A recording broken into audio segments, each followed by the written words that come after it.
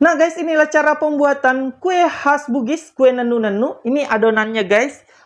Bahan utama untuk membuat kue nenu-nenu adalah tepung beras, minyak, dan gula merah. Ini adonannya diturunkan dari tempurung guys, tempurung kelapa. Setelah itu, kue nenu-nenunya ini dilipat seperti ini guys. Ini dia. Wow. Lumayan besar kue nenu-nenunya, panjang. Setelah itu dilumuri lagi dengan gula merah guys. Ini dia yang sudah dipanaskan. Dan ini masih dilumuri lagi guys. Wow, ini banyak sekali. Sudah ada yang jadi guys. Kue nenu-nenunya kemudian ditiriskan seperti ini. Wow.